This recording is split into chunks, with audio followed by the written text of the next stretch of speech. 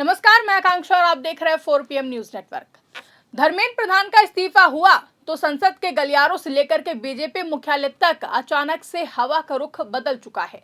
एक तरफ पीएम मोदी और केंद्रीय गृह मंत्री अमित शाह इस हार से हैरान दिखे, तो वहीं दूसरी तरफ बीजेपी के ही अंदरूनी खेमे में दबी जुबान में खुशी की लहर दौड़ गई।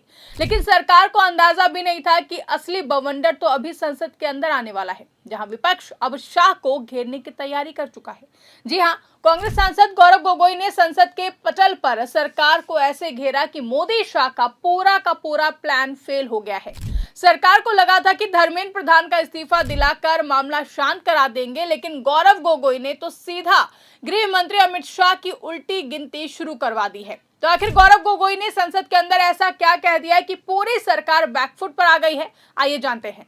तो आपको बता दें कि जैसे ही जंतर मंतर से शुरू हुआ छात्रों का जन सैलाब दिल्ली की सड़कों पर उतरा, सरकार को भारी दबाव में आकर धर्मेंद्र प्रधान का इस्तीफा लेना पड़ा। धर्मेंद्र प्रधान के हटते ही बीजेपी के एक बड़े गुट और एनडीए के सहयोगियों के बीच अंदर ही अंदर खुशी देखी जाने लगी। लेकिन धर्मेंद्र प्रधान के इस्तीफे से मोदी और शाह की नींदें उड़ गई हैं। इसी बीच लोकसभा में पब्लिक एग्जामिनेशन संशोधन बिल 2026 पर चर्चा शुरू हुई, जहां पर सत्ता पक्ष को लगा कि मंत्री बदल गया है तो फिर अब सारा मामला शांत हो जाएगा। लेकिन तभी माइक संभालते हैं गौरव गोगोई। गौरव गोगोई के आते ही बीजेपी के इस कथित जश्न की धज्जियां उड़ाकर गौरव गोगोई ने रख दी, जहां पर संसद में गौरव गोगोई ने पूर्व शिक्षा मंत्री धर्मेंद्र प्रधान को दिए गए सम्मान पर सीधे सत्ता पक्ष को कटघरे में खड़ा कर दिया और गोगोई की आवाज में जो गुस्सा था उसने पूरे सदन को सन्न करके रख दिया। गोगोई ने गरजते हुए पूछा कि जिस पूर्व मंत्री के कार्यकाल में नीट और बाकी परीक्षाओं के पेपर लीक हुए, जिसके कारण 21 मासूम छात्रों ने तंग आकर अपनी जान दे दी, जब वो इस्तीफा देने के बाद संसद परिसर में आए तो बीजेपी सांसदों ने उनका ऐसा स्वागत किया जैसे वो पाकिस्तान से जंग लड़कर आए हों। 21 बच्चों की जान गई, आत्महत्या उन्होंने की। आपको शर्म नहीं आती इस सरकार को कि जिस मंत्री के तहत में 21 बच्चों ने अपनी जान गंवा दी, आत्महत्या की, जब उसने अपने मंत्री पद से इस्तीफा दिया, कल जब वो सदन में आए आपने उनको ऐसा माला पहनाया ताकि जैसे वो पाकिस्तान से जंग लड़के आए हैं। ऐसा माला पहनाया, ऐसा उनका वजूद उनको बड़ा किया मानो कि वो पाकिस्तान से जाकर सीमा पे जाकर जंग लड़के आए हैं। ये है उनकी सच्चाई। दुख लगता है इसे। गौरव गोगोई यहीं पर नहीं रुके। छात्रों पर चली लाठियों पर सवाल उठाते हुए उन्होंने भरे सदन में अमित शाह को घेरते हुए ऐसी धज्जियां उड़ाई कि भाजपाइयों के हलक सूख गए। गौरव गोगोई ने मुंह पर ही पूछ लिया कि आखिर वो कौन था जिसने पुलिस वालों को लड़कियों के प्राइवेट पार्ट पर हमला करने की अनुमति दी थी।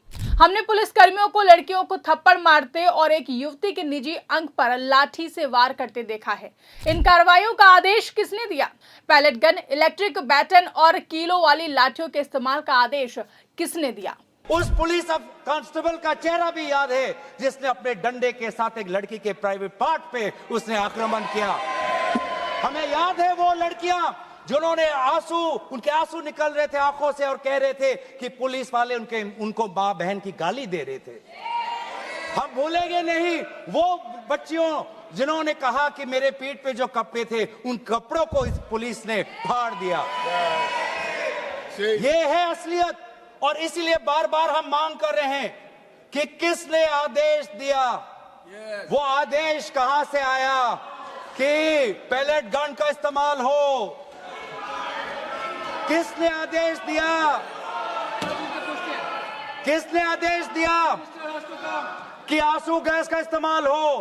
किसने आदेश दिया कि लाठी पैरों पे नहीं लाठी सर पे पड़नी चाहिए? किसने वो आदेश दिया? तो सुना आपने कि कैसे भरे सदन में कांग्रेस सांसद गौरव गोगोई ने भाजपाइयों को मुंह पर ही बेइज्जत कर दिया और कह दिया कि कुछ तो शर्म कर लो।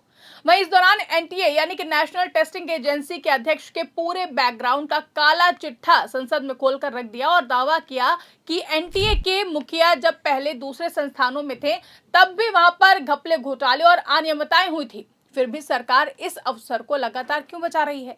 यही नहीं, गोगोई ने आरोप लगाया कि आरएसएस शिक्षा व्यवस्था को अपने हिसाब से कंट्रोल करना चाहता है, इसलिए पढ़ाई और परीक्षा की क्वालिटी सुधारने के बजाय सिर्फ अपने विचारों वाले लोगों को बड़ी बड़ी कुर्सियों पर बिठाया जा रहा है। गोगोई ने साफ कहा कि जब काबिलियत की जगह चापलूसी को जगह मिलेगी तो देश के बच्चों का भविष्य तो बर्बाद ही होगा। इसके साथ ही संसद में जब सरकार ने दावा किया कि पेपर लीक मामले में कार्रवाई हो रही है, तो गौरव गोगोई ने सरकार के उस दावे की भी हवा निकाल दी जिसमें ये दावे किए गए हैं। गोगोई ने सीधे तौर पर चुनौती दी कि सरकार उन 47 अधिकारियों के नाम सदन के सामने रखे जिनका सस्पेंशन या फिर ट्रांसफर किया गया है। गोगोई ने आरोप लगाया कि सरकार सिर्फ छोटे मोटे कर्मचारियों पर गाज गिराकर असली गुनाहगारों को बचा रही है। उन्होंने पूछा कि जो प्राइवेट कंपनियां पेपर छापने और परीक्षा कराने का काम आउटसोर्सेज पर लेती हैं, उन पर कार्रवाई क्यों नहीं होती है? राहुल गांधी के बयान का हवाला देते हुए गौरव गोगोई ने जोर देकर कहा कि धर्मेंद्र प्रधान तो केवल मुखौटा थे, असली मास्टरमाइंड तो पर्दे के पीछे छिपे बैठे हैं। वहीं भाषण के आखिरी हिस्से में गौरव गोगोई ने संसद के अंदर वो मुद्दा उठाया जिसने अमित शाह की कुर्सी हिलाकर रख दी है। गोगोई ने 20 जुलाई को दिल्ली की सड़कों पर छात्रों पर हुए पुलिसिया लाठीचार्ज, पैलेट गन और इलेक्ट्रिक बैटन के इस्तेमाल का मुद्दा उठाया। गोगोई ने चिल्लाकर पूछा कि मासूम छात्रों के सिर पर लाठियां भाजने का हुक्म किसने दिया? सिविल ड्रेस में आकर छात्रों को पीटने वाले गुंडे कौन थे? बिहार में AK-47 और दिल्ली में पैलेट गन चलाने का आदेश किस अफसर का था? देश के गृह मंत्री अमित शाह सदन के अंदर आए और देश के नौजवानों को जवाब दे। गोगोई के इस आक्रामक रुख ने गृह मंत्रालय की कार्यशैली पर सबसे बड़ा सवालिया निशान लगा दिया है। वहीं गौरव गोगोई के इस ऑल आउट अटैक के बाद संसद में हंगामा इतना बढ़ा कि सदन की कार्रवाई को बार बार स्थगित करना पड़ा। मतलब बीजेपी सोच रही थी कि धर्मेंद्र प्रधान का इस्तीफा देकर वो पल्ला झाड़ लेंगे और पार्टी के अंदर का असंतोष भी दब जाएगा, लेकिन गौरव गोगोई के इस धाकड़ भाषण ने विपक्ष के बाकी नेताओं को भी एकजुट कर दिया है। अब सरकार का पासा पूरी तरीके से उल्टा पड़ गया है। बीजेपी के अंदर जो गुट धर्मेंद्र प्रधान के जाने से खुशियां मना रहे थे, वो भी अब गौरव गोगोई के इस हमले के बाद खामोश और हैरान है, क्योंकि अब उंगली सीधे गृह मंत्री अमित शाह पर आ चुकी है। कुल मिलाकर धर्मेंद्र प्रधान को हटाकर पीएम मोदी और गृह मंत्री अमित शाह ने जो डैमेज कंट्रोल करने की कोशिश की थी, उसे गौरव गोगोई ने संसद के पटल पर पूरी तरह ध्वस्त कर दिया है। गौरव गोगोई ने साफ कर दिया है कि सिर्फ मोहरे बदलने से काम नहीं चलेगा, जवाबदेही तो सरकार के सबसे बड़े चेहरों की तय होगी। फिलहाल आपको क्या लगता है, संसद में गौरव गोगोई द्वारा उठाए गए इन तीखे सवालों का जवाब गृह मंत्री अमित शाह को देना चाहिए? क्या इस बर्बरता के बाद अमित शाह को अपने पद से इस्तीफा देना चाहिए? जो भी आप सोचते हैं, जो भी आपकी राय है, कमेंट करके हमें जरूर बताएगा। फिलहाल के लिए इस खबरों में बस इतना ही। अगर वीडियो पसंद आई हो तो इसको ज्यादा से ज्यादा लाइक करें, शेयर करें, चैनल को सब्सक्राइब करना ना भूलें और देखते रहिए 4PM न्यूज नेटवर्क।